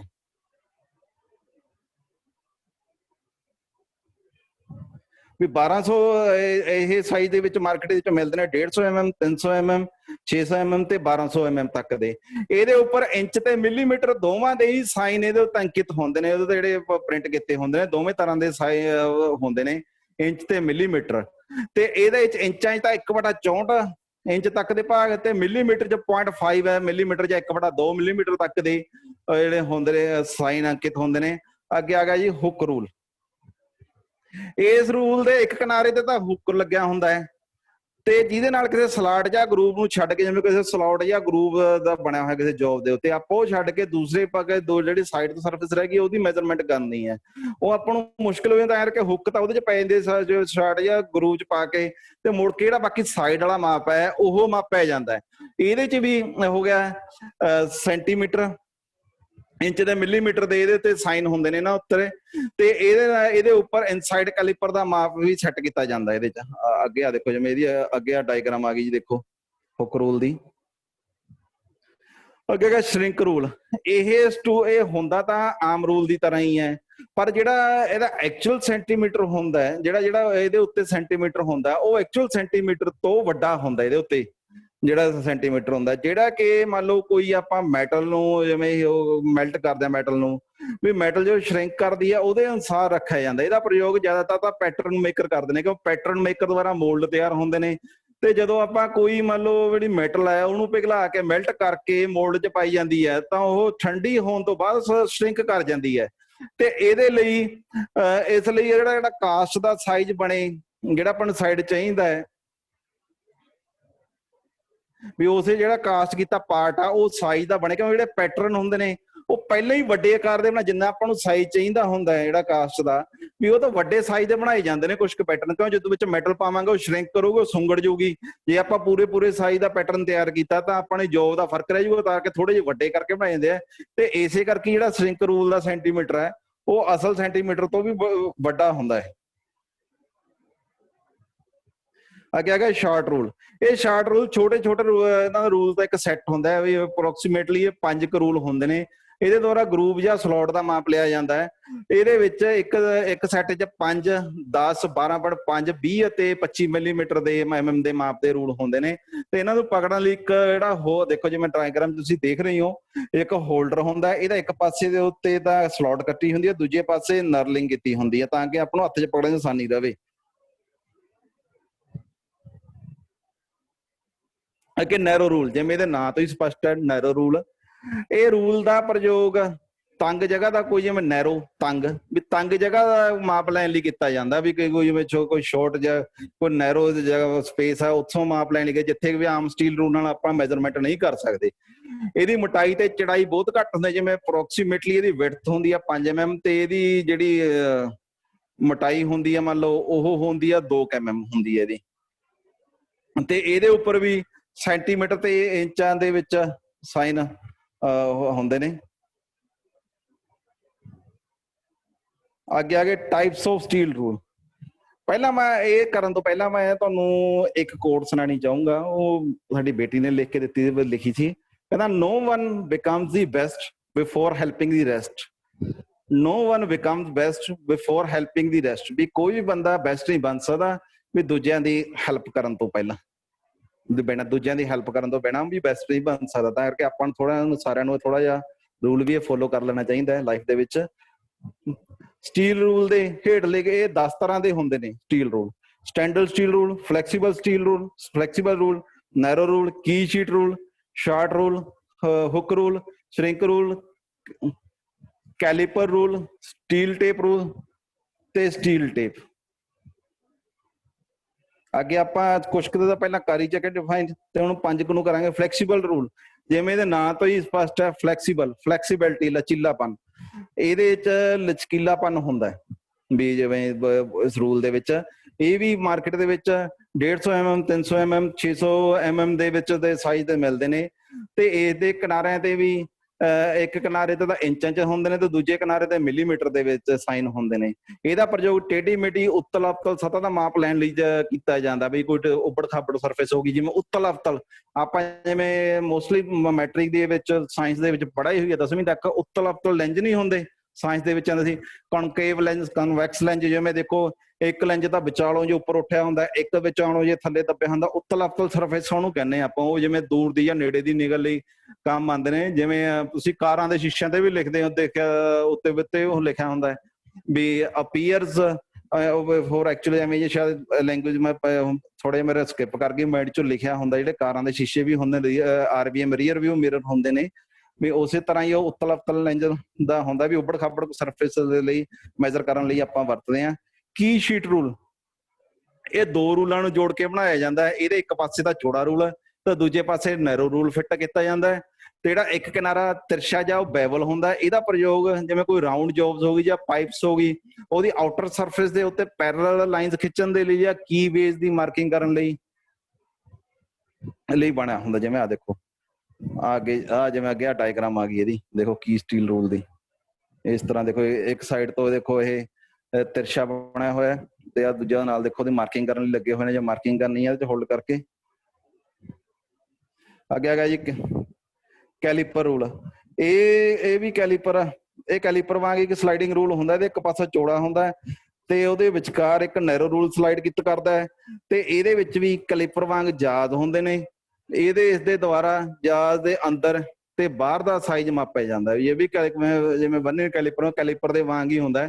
ਇਹਦੇ ਤੇ ਇੱਕ ਥੋੜਾ ਜਿਹਾ ਵਾਈਡ ਰੂਲ ਹੁੰਦਾ ਤੇ ਉਹਦੇ ਵਿਚਕਾਰਲਾ ਇੱਕ ਨੈਰੋ ਰੂਲ ਸਲਾਈਡ ਕਰਦਾ ਹੁੰਦਾ। ਤੇ ਇਹ ਵੀ ਕੈਲੀਪਰ ਵਾਂਗ ਹੀ ਇਹਦੇ ਚ ਜਾ ਹੁੰਦੇ ਨੇ ਤੇ ਜੌਬ ਦਾ ਆਊਟਰ ਤੇ ਇਨਰ ਸਾਈਜ਼ ਮਾਪਿਆ ਜਾਂਦਾ ਇਹਦੇ ਨਾਲ। ਅੱਗੇ ਹੈਮਰ। ਹੈਮਰ ਦਾ ਨਾਮ ਸੁਣਦੇ ਹੀ ਜਿਵੇਂ ਆਪਣੇ ਦਿਮਾਗ 'ਚ ਹੀ ਸਟ੍ਰਾਈਕ ਜੀ ਗੱਲ ਕਰ ਜਾਂਦੀ ਆ ਥੋੜਾ। ਮੋਸਟਲੀ ਆਪਾਂ ਚਲੋ ਦੇਖਦੇ ਹਾਂ ਕਿਤੇ ਵਰਕਸ਼ਾਪਾਂ ਦੇ ਵਿੱਚ ਕੋਈ ਮਾਰਕੀਟ ਦੇ ਵਿੱਚ ਕੋਈ ਛੋਟੀਆਂ ਵਰਕਸ਼ਾਪਾਂ ਹੁੰਦੀਆਂ, ਕੋਈ ਆਪਾਂ ਵੈਸੇ ਕੰਮ ਕਰਾਉਣ ਜਾਂਦੇ ਹਾਂ ਜਾਂ ਕਿਸੇ ਕੋਲ ਵੀ ਮਤਲਬ ਕਿਸੇ ਮਕੈਨਿਕ ਕੋਲ ਵੀ ਜਾਈਏ ਜਾਂ ਕੱਲ ਈਵਨ ਕਿ ਕਿਸੇ ਆਪਾਂ ਔਰਨਾਮੈਂਟ ਸ਼ੋਪ ਤੇ ਜਾਈਏ, ਉਹਨਾਂ ਕੋਲ ਉਸ ਹਿਸਾਬ ਦੀ ਥੋੜੀ ਹੁੰਦੀ ਹੈ, ਛੋਟੀ ਹੁੰਦੀ ਹੈ ਹੈਮਰ ਹੁੰਦੇ ਨੇ। ਕਿਤੇ ਹੋਰ ਜੇ ਇੱਥੇ ਵੱਡੇ ਹੈਮਰ ਹੁੰਦੇ ਨੇ ਜਾਂ ਆਪਣੇ ਈਵਨ ਕਿ ਆਪਣੇ ਘਰਾਂ ਦੇ ਵਿੱਚ ਵੀ ਆਪਾਂ ਕੁਛ ਕਈ ਵਾਰੀ ਆਪ ਕੰਮ ਥੋੜਾ ਮੋਟਾ ਕੰਮ ਕਰਨਾ ਵੀ ਛੋਟੇ ਮੋਟੇ ਸਾਈਜ਼ ਦੇ ਹੈਮਰ ਆਪਾਂ ਰੱਖੇ ਹੁੰਦੇ ਨੇ। ਹੈਮਰ ਵੀ ਇਹ ਵੀ ਇੱਕ ਸੱਟ ਲਾਉਣ ਸਟ੍ਰਾਈਕ ਕਰਨ ਵਾਲਾ ਜਾਂ ਸੱਟ ਲਗਾਉਣ ਵਾਲਾ ਯਾਰ ਹੁੰਦਾ ਹੈ। ਇਹਦੇ ਨਾਲ ਸੱਟ ਲਗਾ ਕੇ ਜਿਵੇਂ ਸ਼ੀਟ ਮੈਟਲ ਦਾ ਕੰਮ, ਫੋਰਜਿੰਗ, ਬੈਂਡਿੰਗ ਜਾਂ ਚਿਪਿੰਗ ਆਦਿ ਦੇ ਆਪਰੇਸ਼ਨ ਕਰਦੇ ਹਾਂ ਆਪਾਂ। ਇਹਦੇ ਨਾਲ ਮੈਂ ਸ਼ੀਟ ਮੈਟਲ ਦਾ ਕੰਮ ਕਰਦੇ ਜਾਂ ਫੋਰਜਿੰਗ ਜਾਂ ਕੋਈ ਆਪਾਂ ਚੀਜ਼ ਕੋਈ ਬੈਂਡ ਕਰਨੀ ਹੈ, ਭਾਵੇਂ ਤਾਂ ਨਹੀਂ ਤੁਸੀਂ ਹੱਥ ਨਾਲ ਕਰ ਲਓਗੇ, ਉਹ ਐਕਚੁਅਲ 'ਚ ਉਹ ਸ਼ੇਪ ਨਹੀਂ ਬਣਨੀ। ਉਹ ਸ਼ੇਪ ਬਣਾਉਣ ਲਈ ਆਪਾਂ ਕਰਕੇ ਹੈਮਰ ਨਾਲ ਉਹਨੂੰ ਕਰਾਂਗੇ। ਜਾਂ ਕੋਈ ਚਿਪਿੰਗ ਕਰਨੀ ਹੈ ਵੀ ਕੋਈ ਮੈਟਲ ਰਿਮੂਵ ਕਰਨੀ ਹੈ ਤਾਂ ਵੀ ਮਤਲਬ ਚੀਜ਼ ਨਾਲ ਕਰਨੀ ਹੈ, ਉਹ ਚੀਜ਼ ਦੇ ਐਂ ਤਾਂ ਨਹੀਂ ਹੱਥ ਨਾਲ ਜੋਰ ਲੱਗ ਜਾਊ। ਤਾਂ ਆਪਾਂ ਜੇ ਹੈਮਰ ਨਾਲ ਸਟਰਾਈਕ ਕਰਾਂਗੇ ਤਾਂ ਹੀ ਉਹਦੀ ਚਿਪਿੰਗ ਹੋਏਗੀ। ਅੱਗੇ ਇਹਦਾ ਮਟੀਰੀਅਲ ਕਿਹੜਾ ਹੁੰਦਾ ਹੈਮਰ ਦਾ, ਇਹ ਹੈਮਰ ਅਲੱਗ-ਅਲੱਗ ਮਟੀਰੀਅਲ ਦੇ ਬਣਾਏ ਜਾਂਦੇ ਨੇ। ਜਿਵੇਂ ਫਿਟਿੰਗ ਸ਼ਾਪ ਤੇ ਮਸ਼ੀਨ ਸ਼ਾਪ ਦੇ ਵਿੱਚ ਜਿਹੜੇ ਯੂਜ਼ ਹੋਣ ਵਾਲੇ ਹੈਮਰ ਨੇ ਉਹ ਕਾਸਟ ਸਟੀਲ ਜਾਂ ਡ੍ਰੌਪ ਫੋਰਸਡ ਕਾਰਬਨ ਸਟੀਲ ਦੇ ਹੁੰਦੇ ਨੇ। ਕਾਸਟ ਸਟੀਲ ਜਾਂ ਜਿਹੜੇ forging drop forge carbon steel ਦੇ ਹੁੰਦੇ। ਜਾਂ ਸ਼ੀਟ ਮੈਟਲ ਵਰਕ ਦੇ ਵਿੱਚ ਸ਼ਾਪ ਦੇ ਵਿੱਚ ਜਿਹੜੇ ਯੂਜ਼ ਕੀਤੇ ਜਾਣ ਵਾਲੇ ਹੈਮਰ ਹੁੰਦੇ ਨੇ ਉਹ ਹਾਰਡਵੁੱਡ ਜੇ ਕਠੋਰ ਲੱਕੜੀ, ਰਬੜ, ਪਲਾਸਟਿਕ ਜਾਂ ਲੈਡ ਆਰਟ ਧਾਤੂਆਂ ਦੇ ਬਣਾਏ ਜਾਂਦੇ ਨੇ। ਕਿਉਂ ਸ਼ੀਟ ਮੈਟਲ ਵਰਕਸ ਦੇ ਲਈ ਆਪਾਂ ਨੂੰ ਕੋਈ ਜ਼ਿਆਦਾ ਹੈਵੀ ਹੈਮਰ ਦੀ ਲੋੜ ਨਹੀਂ, ਤਾਂ ਕਰਕੇ ਉਹ ਸ਼ੀਟ ਮੈਟਲ ਦੀ ਆਪਾਂ ਪ੍ਰਯੋਗ ਉੱਥੇ ਕੰਮ ਕਰਨਾ ਹੈ। ਕੁਝ ਹੈਵੀ ਹੈਮਰ ਵਰਤਾਂਗੇ ਤਾਂ ਈਵਨ ਕਿ ਉਹ ਮੈਟਲ ਦਾ ਕੋਈ ਨੁਕਸਾਨ ਵੀ ਹੋ ਸਕਦਾ ਜਿਹੜੀ ਸ਼ੀਟ ਮੈਟਲ ਹੈ, ਤਾਂ ਕਰਕੇ ਉੱਥੇ ਆਪਾਂ ਹਾਰਡਵੁੱਡ, ਰਬੜ ਜਾਂ ਪਲਾਸਟਿਕ ਜਿਹੜੀ ਆਪਾਂ ਨੂੰ ਆਪਣੇ ਯੂਜ਼ ਦੇ ਅਕੋਰਡਿੰਗਲੀ ਜਿਵੇਂ ਆਪਾਂ ਨੂੰ ਜਿਹੜੇ ਹਿਸਾਬ ਨਾਲ ਲੋੜ ਹੈ ਉਸ ਦੇ ਅਕੋਰਡਿੰਗਲੀ ਆਪਾਂ ਉਹਦੇ ਵਰਤਦੇ ਹਾਂ। ਤੇ ਹੈਮਰ ਜਿਹੜੇ ਹੁੰਦੇ ਨੇ ਉਹ ਮੁੱਖ ਤੌਰ ਤੇ 3 ਪ੍ਰਕਾਰ ਦੇ ਹੁੰਦੇ, ਜਿਵੇਂ ਹੈਂਡ ਹੈਮਰ, ਸਲੈਜ ਹੈਮਰ। ਇਹ 4 ਟਾਈਪਸ ਦੇ ਹੁੰਦੇ ਨੇ: hand hammer, sludge hammer, soft hammer, power hammer.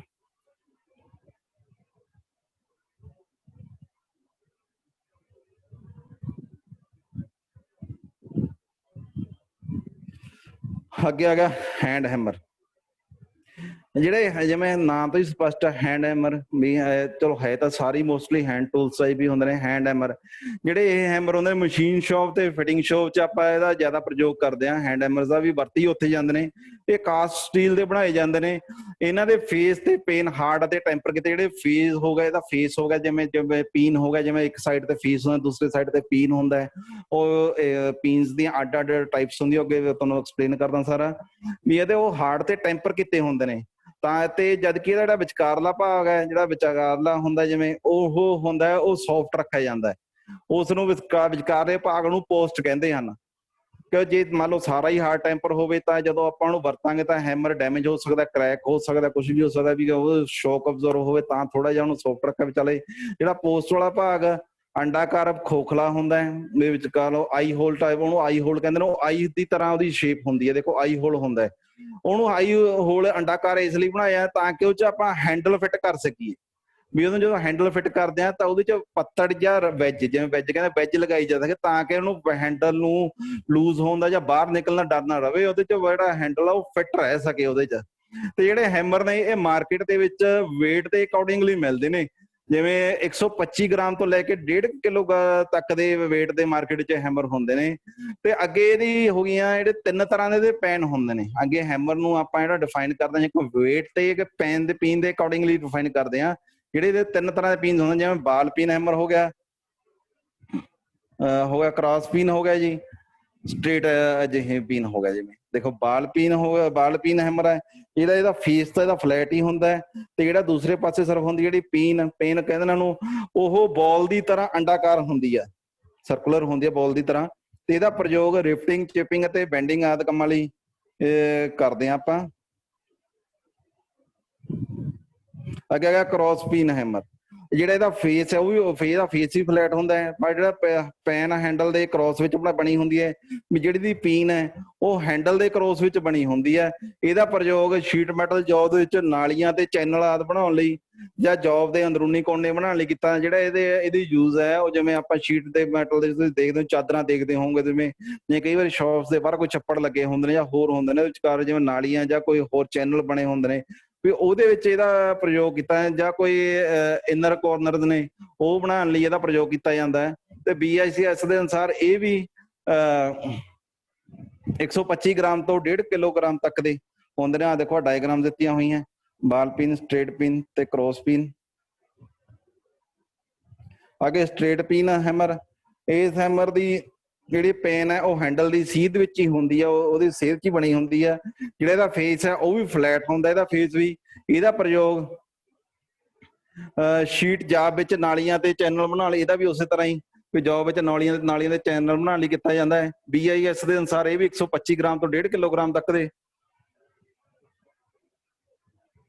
weight ਵਿੱਚ ਬਣੇ ਹੁੰਦੇ ਨੇ। ਅੱਗੇ ਹੈਗਾ ਸਲੈਜ ਹੈਮਰ।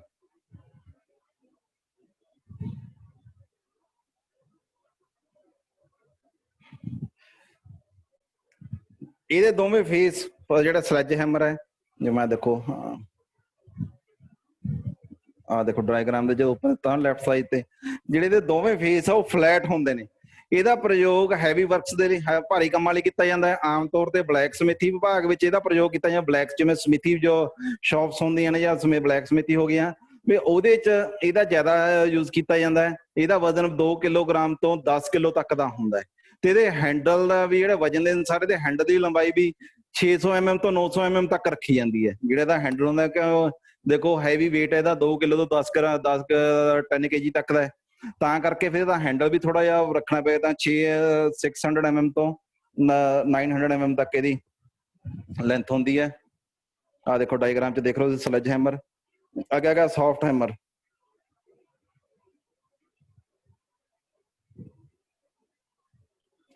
ਜਿਹੜੇ ਇਹ ਹੈਮਰ ਨੇ ਆਮ ਤੌਰ ਤੇ ਸੌਫਟ ਮੈਟਲ ਦੇ ਬਣਾਏ ਜਾਂਦੇ ਨੇ, ਜਿਵੇਂ ਪਿੱਤਲ, ਤਾਂਬਾ, ਲੈਡ, ਪਲਾਸਟਿਕ ਤੇ ਹਾਰਡਵੁੱਡ ਜਾਂ ਕਠੋਰ ਲੱਕੜੀ ਦੇ ਬਣਾਏ ਜਾਂਦੇ ਨੇ। ਜਿਹੜਾ ਇਹਨਾਂ ਦਾ ਪ੍ਰਯੋਗ ਹੈ ਉਹ ਫਿਨਿਸ਼ਡ ਪਾਰਟ ਨੂੰ ਸੱਟ ਲਾਉਣ ਲਈ ਕੀਤਾ ਜਾਂਦਾ। ਜਿਹੜੇ ਕੋਈ ਫਿਨਿਸ਼ਡ ਪਾਰਟਸ ਹੁੰਦੇ ਨੇ ਵੀ ਉਹਨਾਂ ਦੇ, ਕਿਉਂ ਜੇ ਮਤਲਬ ਦੂਸਰਾ ਜੇ ਹੈਵੀ ਹੈਮਰ ਹੋਊਗਾ ਤਾਂ ਉਹਦੇ ਨਾਲ ਉਹਦੇ ਤੇ ਕੋਈ ਨਿਸ਼ਾਨ ਪੈ ਜਾਊਗਾ ਜਾਂ ਕਿਸੇ ਤਰ੍ਹਾਂ ਦਾ ਹੋਰ ਡੈਮੇਜ ਹੋ ਜਾਊ, ਤਾਂ ਕਰਕੇ ਇਹਨਾਂ ਦਾ ਪ੍ਰਯੋਗ ਵੀ ਫਿਨਿਸ਼ਡ ਪਾਰਟ ਤੇ ਸੱਟ ਲਾਉਣ ਕੀਤਾ, ਵੀ ਕੋਈ ਇੰਪ੍ਰੈਸ਼ਨ ਨਾ ਪਵੇ ਉਹਦੇ ਤੇ। ਤੇ ਲੱਕੜ ਦੇ ਬਣੇ ਹੈਮਰ ਨੂੰ ਮੈਲਟ ਵੀ ਕਹਿੰਦੇ ਨੇ। ਇਹਦਾ ਪ੍ਰਯੋਗ ਸ਼ੀਟ ਮੈਟਲ ਵਰਕ, ਸ਼ੌਪ ਦੇ ਸ਼ੀਟ ਮੈਟਲ ਵਰਕ ਵਿੱਚ ਕੀਤਾ ਜਾਂਦਾ ਹੈ। ਇਹਦੇ 'ਚ ਆਪਾਂ ਰਾਹ ਹੈਮਰ ਵੀ ਹੁੰਦੇ ਨੇ। ਇਹਦੇ ਵਿਚਕਾਰਲੀ ਬੋਡੀ ਸਟੀਲ ਦੀ ਤੇ ਦੋਵਾਂ ਸਿਰਿਆਂ ਤੇ ਚਮੜੇ ਦੇ ਟੁਕੜੇ ਕੀਤੇ ਲੱਗੇ ਹੁੰਦੇ ਨੇ। ਤੇ ਇਹਦਾ ਪ੍ਰਯੋਗ ਸੌਫਟ ਹੈਮਰ ਦੀ ਤਰ੍ਹਾਂ ਹੀ ਕੀਤਾ ਜਾਂਦਾ ਹੈ, ਜਿਹੜੇ ਇਹਦੇ ਯੂਜ਼ ਹੈ। ਅੱਗੇ ਹੈਗਾ ਪਾਵਰ ਹੈਮਰ। ਜਿਵੇਂ ਨਾਂ ਤੋਂ ਹੀ ਸਪਸ਼ਟ ਹੈ, power hammer, power driver hammer ਵੀ। ਇਹਦਾ ਪ੍ਰਯੋਗ ਆ ਜਿਹੜੀ ਜੋ ਕੋਈ ਹੈਵੀ ਵਰਕ ਜਾਂ ਵੱਡੀਆਂ ਜੋਬਾਂ ਨੂੰ ਫੋਰਜ ਕਰਨ ਲਈ ਕੀਤਾ ਜਾਂਦਾ ਹੈ। ਇਹ ਬਿਜਲੀ ਦੀ ਮੋਟਰ ਦੁਆਰਾ ਚਲਾਏ ਜਾਂਦੇ ਨੇ। ਤੇ ਨਿਊਮੈਟ੍ਰਿਕ ਹੈਮਰ ਵੀ ਹੁੰਦੇ ਨੇ। ਤੇ ਜ਼ਿਆਦਾਤਰ ਡਰੌਪ ਫੋਰਜਿੰਗ ਦੇ ਲਈ ਇਹਦਾ ਪ੍ਰਯੋਗ ਕੀਤਾ ਜਾਂਦਾ ਹੈ। ਇਹਦੀ ਜ਼ਿਆਦਾ ਮਾਤਰਾ ਜੀ ਕੋਈ ਮਾਸ ਪ੍ਰੋਡਕਸ਼ਨ ਦੇ ਲਈ ਇਹਦੀ ਆਪਾਂ ਵਰਤੋਂ ਕਰਦੇ ਹਾਂ। ਪਾਵਰ ਹੈਮਰ ਵੀ ਪਾਵਰ ਡਰਾਈਵਨ ਹੋ ਗਿਆ। ਅੱਗੇ ਆ ਗਿਆ ਜੀ ਪਾਰਟਸ ਆਫ ਹੈਮਰ, ਵੀ ਹੈਮਰ ਦੇ ਕਿਹੜੇ ਕਿਹੜੇ ਪਾਰਟ ਹੁੰਦੇ, ਜਿਵੇਂ ਆਪਾਂ ਡਾਇਗਰਾਮ ਵੀ ਦੇਖ ਰਹੇ ਹਾਂ, ਦੇਖੋ ਇਹਦੇ ਪਾਰਟ ਹੋ ਗਏ ਫੇਸ, ਪੈਨ, ਚੀਕ, ਆਈ ਹੋਲ, ਹੈਂਡਲ, ਜਿਹੜੇ ਇਹਦੇ ਪਾਰਟਸ ਨੇ। ਇੱਕ ਮਿੰਟ ਜੀ,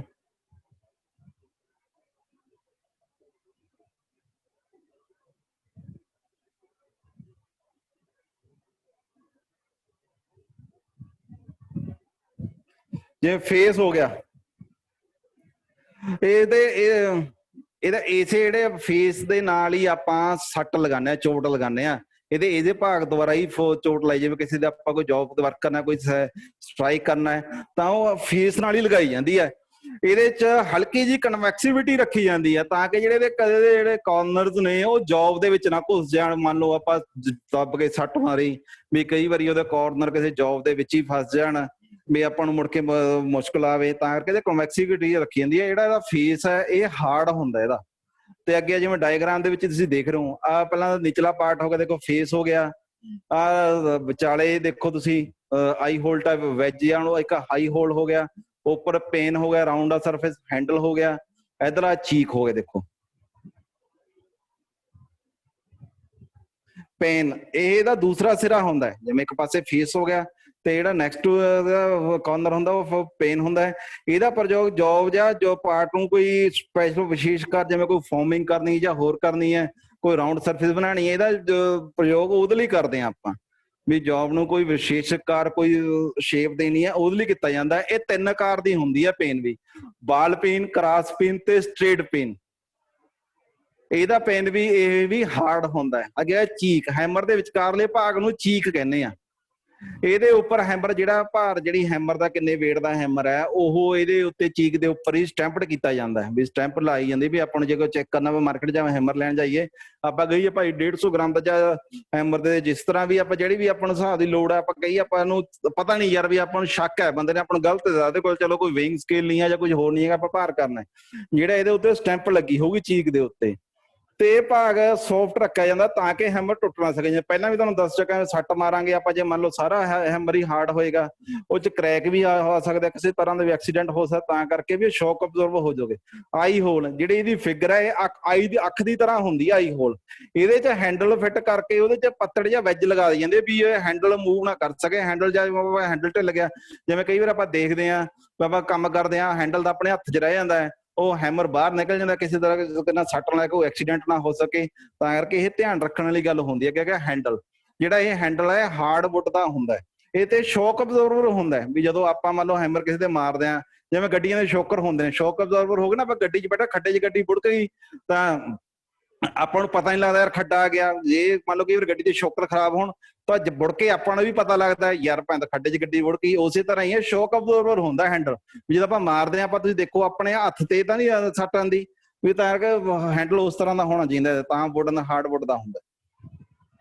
ਅੱਗੇ ਆ ਗਈ ਹੈਮਰ ਦੀ ਸਪੈਸੀਫਿਕੇਸ਼ਨ। ਜਿਹੜੀ ਹੈਮਰ ਹੈ, ਵੀ ਇੰਜੀਨੀਅਰ ਹੈਮਰ ਨੂੰ ਭਾਰ ਤੇ ਅਸੀਂ ਪੇਨ ਦੇ ਅਨੁਸਾਰ ਦੱਸਣਾ। ਸਪੈਸੀਫਿਕੇਸ਼ਨ ਇਹਦੀ weight ਤੇ ਪੇਨ ਦੇ ਅਕੋਰਡਿੰਗਲੀ ਹੁੰਦੀ ਹੈ। ਜੇ ਮਤਲਬ ਮਾਰਕੀਟ 'ਚ ਆਪਾਂ ਹੈਮਰ ਲੈਣ ਜਾਵਾਂਗੇ, ਅਗਲਾ ਆਪਣਾ ਪੁੱਛੂ ਕਿਹੜਾ ਚਾਹੀਦਾ, ਉਹਨੂੰ ਆਪਾਂ ਪੀਨ ਦੱਸਾਂਗੇ, ਵੀ ਬਾਲ ਪੀਨ ਚਾਹੀਦੀ ਹੈ, ਸਟ੍ਰੇਟ ਪੀਨ ਜਾਂ ਕਰੋਸ ਪੀਨ ਦਾ weight ਦੱਸਾਂਗੇ, ਜਿਵੇਂ 125 ਗ੍ਰਾਮ ਤੋਂ 1.5 ਕਿਲੋ ਤੱਕ ਦਾ ਹੁੰਦਾ ਹੈ। ਤਾਂ ਕਰਕੇ ਇਹ ਇਹਦੀ ਸਪੈਸੀਫਿਕੇਸ਼ਨ ਜਿਹੜੀ ਆਪਾਂ ਡਿਫਾਈਨ ਕਰਦੇ ਹਾਂ weight ਤੇ ਪੇਨ ਦੇ ਅਕੋਰਡਿੰਗਲੀ ਕਰਦੇ ਹਾਂ। ਤੇ ਅੱਗੇ ਸਾਵਧਾਨੀਆਂ, ਪ੍ਰੀਕਾਸ਼ਨ, ਹੈਮਰ ਨੂੰ ਯੂਜ਼ ਕਰਦੇ ਸਮੇਂ ਕਿਹੜੇ-ਕਿਹੜੇ ਸਾਵਧਾਨੀਆਂ, ਵੀ ਕੰਮ ਦੇ ਅਨੁਸਾਰ ਹੀ ਉਪਯੁਕਤ ਭਾਰ ਦੇ ਹੈਮਰ ਦੀ ਚੋਣ ਕਰਨੀ ਚਾਹੀਦੀ ਹੈ। ਵੀ ਜੇ ਆਪਾਂ ਨੂੰ ਜੌਬ ਹੈ, ਉਹਦੇ ਅਕੋਰਡਿੰਗਲੀ ਆਪਾਂ ਨੂੰ ਹੈਮਰ ਚੂਜ਼ ਕਰਨਾ ਚਾਹੀਦਾ। ਜਿਵੇਂ ਆਪਾਂ ਕਹਿੰਦੇ ਨਹੀਂ ਹੁੰਦੇ 100 ਸੁਨਿਆਰ ਦੀ ਕੁਲਹਾਰ ਦੀ, ਕਿ ਉਹ ਸੁਨਿਆਰ ਦੇ ਜਿਹੜਾ ਹੈਮਰ ਹੁੰਦਾ ਬਿਲਕੁਲ ਛੋਟਾ ਹੁੰਦਾ, ਤੁਹਾਨੂੰ ਦੱਸਿਆ ਜਿਵੇਂ ਫਿਨਿਸ਼ਡ ਪ੍ਰੋਡਕਟ ਹੁੰਦਾ, ਜੇ ਉਹ ਵੱਧ ਮਾਰੂਗਾ ਮਤਲਬ ਸੋਨੇ ਦੇ ਉੱਤੇ, ਗੋਲਡ ਦੇ ਉੱਤੇ, ਤਾਂ ਉਹ ਡੈਮੇਜ ਹੋ ਜਾਊਗਾ।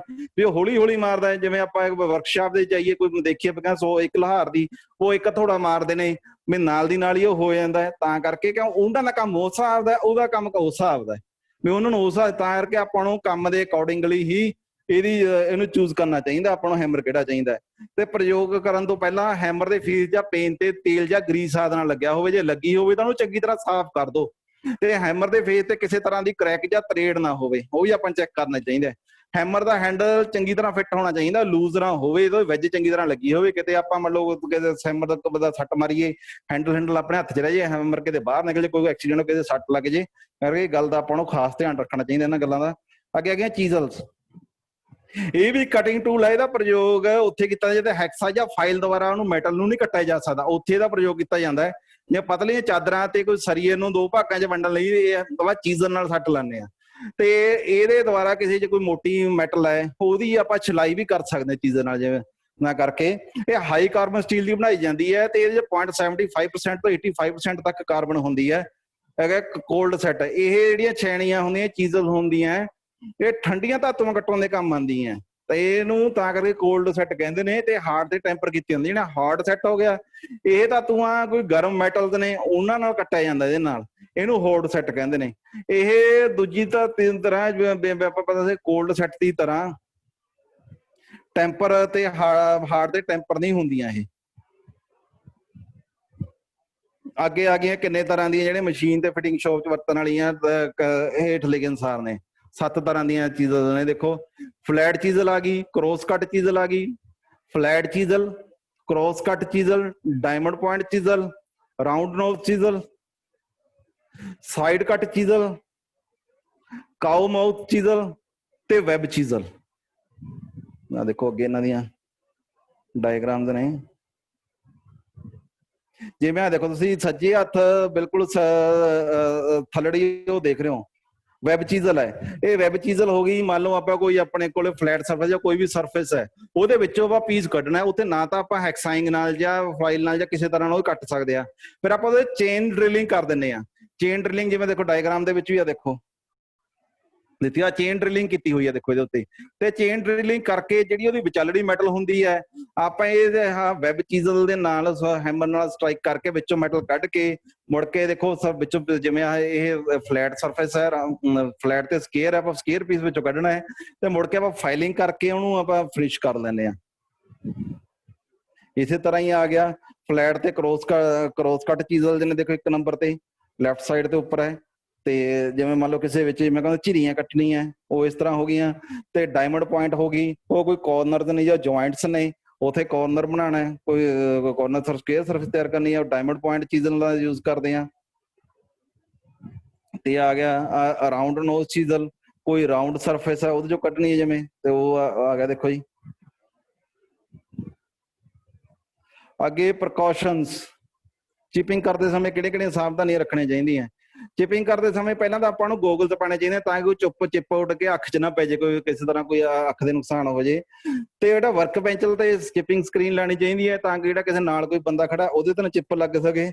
ਤੇ ਜੌਬ ਨੂੰ ਵਾਈਸ ਦੇ ਵਿੱਚ ਚੰਗੀ ਤਰ੍ਹਾਂ ਬੰਨ ਲੈਣਾ ਚਾਹੀਦਾ, ਲੂਜ਼ ਨਹੀਂ ਹੋਣੀ ਚਾਹੀਦੀ, ਉਹਦੇ 'ਚ ਕੋਈ ਮੈਟਲ ਦੀ ਜਾਂ ਲੋਹੇ ਦੀ ਕੋਈ ਪੈਕਿੰਗ ਦੇ ਦੇਣੀ ਚਾਹੀਦੀ ਹੈ ਤਾਂ ਕਿ ਜੋ ਸੱਟ ਵੱਜੇ ਤਾਂ ਜੌਬ ਹਿੱਲ ਨਾ ਜਾਵੇ, ਹੇਠ ਨਾ ਹੋ ਜੇ। ਤੇ ਜੌਬ ਦੀ ਮਾਰਕਿੰਗ ਸਾਫ਼ ਲਾਈਨ ਸਾਫ਼ ਨਜ਼ਰ ਆਣੀ ਚਾਹੀਦੀ ਹੈ ਜਿੱਥੇ ਚਿਪਿੰਗ ਕਰਨੀ ਹੈ। ਇਹ ਨਾ ਹੋਵੇ ਕਿਤੇ ਉਹ ਮਿੱਟੀ ਹੋਵੇ, ਆਪਾਂ ਚਿਪਿੰਗ ਕਰਨ ਲੱਗੀਏ ਤਾਂ ਕਰਨੀ ਕਿਤੇ ਹੋਰ ਆ ਤੇ ਹੋਰ ਹੋ ਜਾਣਾ, ਵਰਕ ਪੀਸ ਨੁਕਸਾਨ ਹੋ ਜਾਣਾ, ਆਪਣਾ ਟਾਈਮ ਖਰਾਬ ਹੋਵੇ, ਨਾਲੇ ਆਪਣਾ ਪੈਸਿਆਂ ਨੁਕਸਾਨ ਹੋਵੇ। ਤੇ ਕਦੇ ਵੀ ਮਸ਼ਰੂਮ ਹੈਡ ਛੈਣੀ ਦਾ ਪ੍ਰਯੋਗ ਕਰਨਾ ਨਹੀਂ। ਮਸ਼ਰੂਮ ਹੈਡ ਹੁੰਦੀਆਂ ਜਿਵੇਂ ਛੈਣੀਆਂ ਤੁਸੀਂ ਦੇਖਦੇ ਹੋਗੇ, ਚੀਜ਼ਲ ਦੇਖਦੇ ਹੋ, ਉਹਦੇ ਕਿਨਾਰਿਆਂ ਦਾ ਜਿਹੜਾ ਮੈਟਲ ਹੁੰਦਾ ਥੱਲੇ ਲਮਕੀ ਪਈ ਹੁੰਦੀ ਹੈ, ਵੀ ਉਹ ਨਹੀਂ ਵਰਤਣੀ ਚਾਹੀਦੀ। ਉਹਦੇ ਨਾਲ ਜੇ ਆਪਾਂ ਮੰਨ ਲਓ ਹੱਥ 'ਚ ਪਕੜਾਂਗੇ ਚੀਜ਼ਲ ਨੂੰ, ਆਪਣੇ ਹੱਥ ਤੇ ਵੀ ਸੱਟ ਲੱਗ ਸਕਦੀ ਹੈ, ਕੁਝ ਵੀ ਹੋ ਸਕਦਾ ਹੈ। ਤਾਂ ਕਰਕੇ ਉਹਨੂੰ ਆਪਾਂ ਨੂੰ ਟਾਈਮ ਟੂ ਟਾਈਮ ਜਿਹੜੇ ਕਾਰਨਰਸ ਨੇ ਉਹਨੂੰ ਗ੍ਰਾਈਂਡ ਕਰ ਲੈਣਾ ਚਾਹੀਦਾ ਹੈ।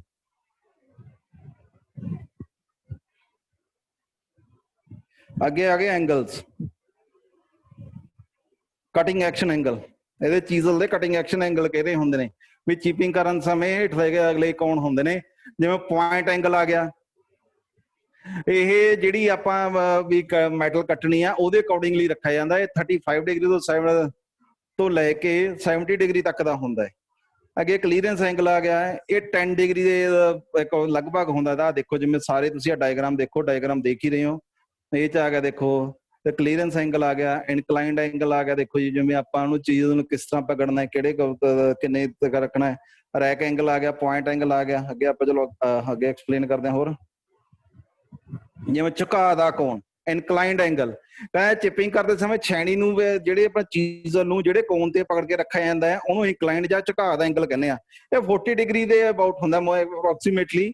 ਤੇ ਬਟ ਇਹ ਡਿਫਰੈਂਟ ਮੈਟਲ ਦੇ ਲਈ ਡਿਫਰੈਂਟ ਹੁੰਦਾ, ਮੈਟਲ ਟੂ ਮੈਟਲ ਵੇਰੀ ਕਰਦਾ ਇਹ। ਆਪਾਂ ਕਿੰਨਾ ਇਨਕਲਾਈਨਡ ਐਂਗਲ ਰੱਖਣਾ, ਇਨਕਲਾਈਨਡ ਮਿਲੇ ਝੁਕਾਅ ਦਾ ਐਂਗਲ ਵੀ ਕਿੰਨੀ ਡਿਗਰੀ ਤੇ ਆਪਾਂ ਨੂੰ, ਟੇਢੀ ਕਹ ਲਓ ਤਿਰਛੀ ਕਹ ਲਓ, ਵੀ ਉਹਨੂੰ ਕਿੰਨੇ ਡਿਗਰੀ ਦੇ ਐਂਗਲ ਤੇ ਰੱਖਣੀ ਆ। ਅੱਗੇ ਆ ਗਿਆ ਰੈਕ ਐਂਗਲ। ਕਹਿੰਦਾ ਚਿਪਿੰਗ ਕਰਦੇ ਸਮੇਂ ਜਿਹੜੀ ਧਾਤੂ ਦੇ ਉੱਪਰ ਉੱਠਦੀ ਹੈ, ਜਿਹੜੀ ਆਪਾਂ ਮੈਟਲ ਮੰਨ ਲਓ ਆਪਾਂ ਚਿਪਿੰਗ ਕੀਤੀ ਵੀ ਮੈਟਲ ਵਿੱਚੋਂ ਉਖੜ ਕੇ ਉੱਪਰ ਉੱਠ ਗਈ, ਉੱਪਰ ਉੱਠਦੀ ਹੈ, ਉਹਦੀ ਜਿਹੜੀ ਸਰਫੇਸ ਹੋਊਗੀ ਉੱਪਰ ਉੱਠੀ, ਤੇ ਜਿਹੜੀ ਚੀਜ਼ਲ ਦੇ ਪੁਆਇੰਟ ਐਂਗਲ ਦੇ ਨਾਲ ਲੱਗਦੀ ਸਰਫੇਸ ਹੈ, ਜਿਹੜੀ ਮੈਟਲ ਦੇ ਆਪਾਂ ਚੀਜ਼ ਚਿਪਿੰਗ ਕਰ ਰਹੇ ਆ, ਉਹਦੇ ਨਾਲ ਜਿਹੜੀ ਸਰਫੇਸ ਲੱਗਦੀ ਹੈ ਵੀ ਉਹਦੇ ਵਿਚਕਾਰ ਆ। ਦੇਖੋ ਜਿਵੇਂ ਇਹ ਚ ਹੀ ਦੇਖੋ ਆਪਣੇ ਕੋਲ ਡਾਇਗਰਾਮ ਹੈ ਨਾ, ਆ ਰੈਕ ਐਂਗਲ ਹੈ, ਦੇਖੋ ਵੀ ਇੱਧਰ ਸਰਫੇਸ ਉੱਪਰ ਉੱਠੀ ਤੇ ਇੱਧਰ ਨਾਲ ਇਹਦੇ ਚੀਜ਼ਲ ਦੇ ਨਾਲ ਲੱਗਦੀ ਸਰਫੇਸ ਦਾ ਜਿਹੜੀ ਨਾਲ ਐਂਗਲ ਦੇ ਨਾਲ ਲੱਗਦੀ ਹੈ, ਉਹਦੇ ਵਿਚਲਾ ਜਿਹੜਾ ਐਂਗਲ ਬਣਿਆ ਉਹਨੂੰ ਰੈਕ ਐਂਗਲ ਕਹਿੰਦੇ ਆ ਆਪਾਂ। ਇਹ ਅਪਰੋਕਸੀਮੇਟਲੀ 20 ਡਿਗਰੀ ਦੇ ਲਗਭਗ ਹੁੰਦਾ ਇਹ ਵਾਲਾ ਐਂਗਲ ਆ ਜਿਹੜਾ।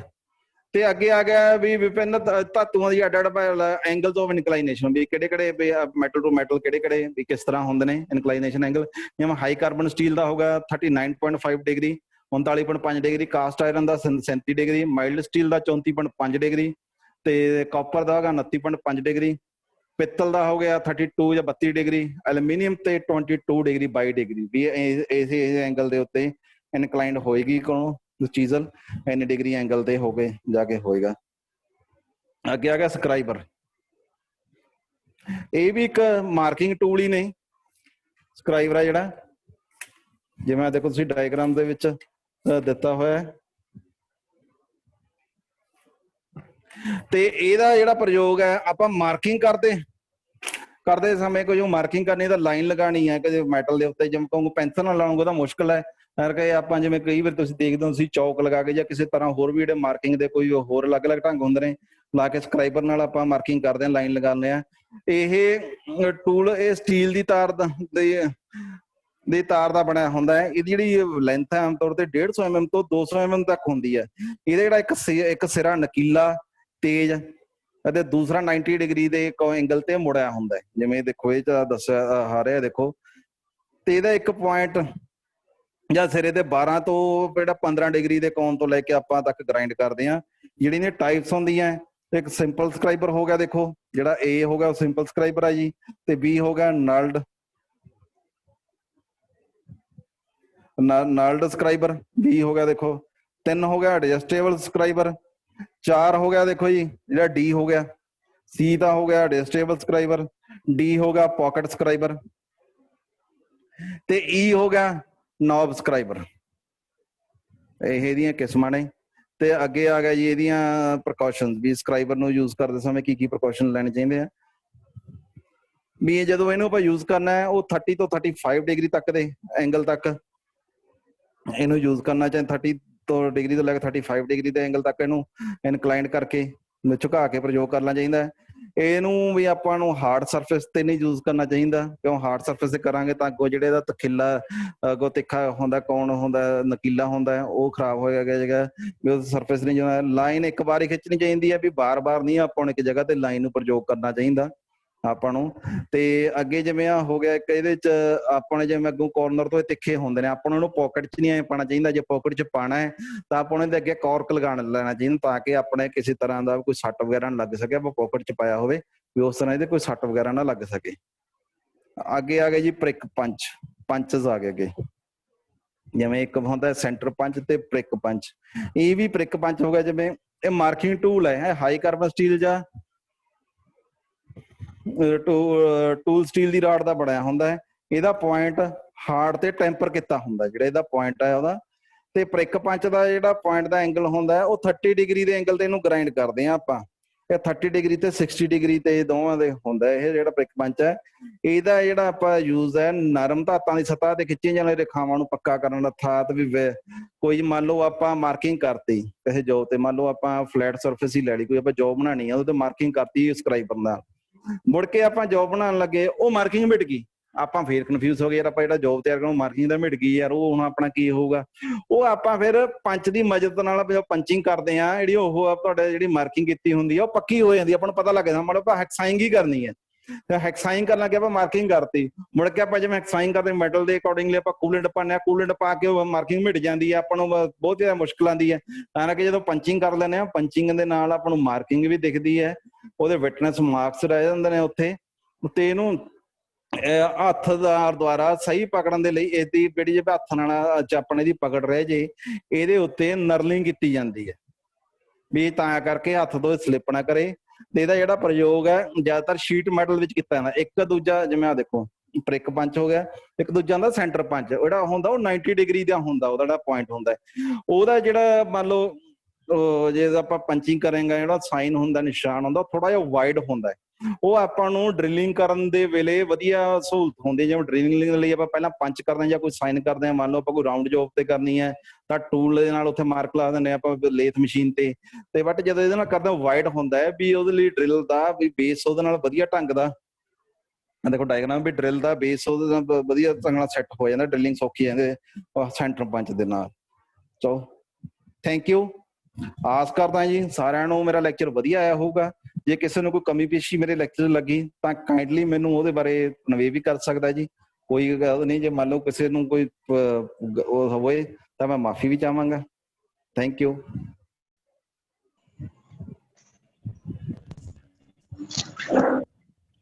ਹੈਲੋ ਹੈਲੋ ਹਾਂਜੀ ਪ੍ਰੋਫੈਸਰ ਸਰ, ਕਿਸੇ ਦੀ ਡਾਊਟ ਹੈ ਤਾਂ 1 ਮਿੰਟ ਪਲੀਜ਼ ਦੇਖ ਲਓ, ਕਿਉਂਕਿ ਅਗਲੀ ਮੀਟਿੰਗ ਵਿੱਚ ਧਵਨ ਸਾਹਿਬ ਦੀ ਸ਼ੁਰੂ ਕਰਨੀ ਹੈ। ਹਾਂਜੀ ਹਾਂ ਸਰ ਜੇ ਕਿਸੇ ਨੂੰ ਡਾਊਟ ਹੈ ਤਾਂ ਮੈਨੂੰ ਮੈਂ ਕਾਈਂਡਲੀ ਮੇਲ ਪਾ ਸਕਦਾ, ਮੈਂ ਮੇਲ ਦਾ ਕਨਵੇ ਕਰ ਦੂੰਗਾ ਜੀ, ਰਿਵਰਟ ਕਰ ਦੂੰਗਾ ਨਾ। ਕੋ ਪਤਾ ਧਵਨ ਸਰ ਦੀ ਮੀਟਿੰਗ ਸ਼ੁਰੂ ਹੋਣ ਵਾਲੀ ਆ। ਹਾਂਜੀ ਹਾਂ ਹਾਂਜੀ ਚਲੋ ਹਾਂਜੀ ਸਰ ਬਹੁਤ ਵਧੀਆ ਲੈਕਚਰ ਹੈ ਤੁਹਾਡਾ ਜੀ। ਥੈਂਕ ਯੂ ਸਰ ਜੀ, ਬਹੁਤ ਵਧੀਆ ਹੈ ਕਲਾਸ। Thank you sir. ਬਹੁਤ ਵਧੀਆ ਜੀ, ਬਹੁਤ ਵਧੀਆ ਪਰਮਜੋਤ ਜੀ, ਬਹੁਤ ਵਧੀਆ। ਧੰਨਵਾਦ ਜੀ, ਸ਼ੁਕਰੀਆ ਸਰ ਨੇ ਬਹੁਤ ਵਧੀਆ ਜੀ, ਤੁਸੀਂ ਬਹੁਤ ਵਧੀਆ ਪ੍ਰਭਜੋਤ ਨੇ ਦੱਸਿਆ ਜਾਣਕਾਰੀ ਦਿੱਤੀ। ਪ੍ਰਭਜੋਤ ਸਰ ਜੀ ਵੈਰੀ ਗੁੱਡ, ਧੰਨਵਾਦ ਜੀ, ਧੰਨਵਾਦ, ਥੈਂਕ ਯੂ ਸਰ। ਠੀਕ ਹੈ ਪ੍ਰੋਫੈਸਰ ਹਾਂਜੀ ਸਰ, ਸਰ, ਬਹੁਤ ਹਾਂਜੀ ਵਧੀਆ ਸਰ, ਐਕਸਪਲੇਨ ਕੀਤਾ ਜੀ। Thank you very much, so nice of you. Thank you ਜੀ, thank you. Thank you sir, thank you.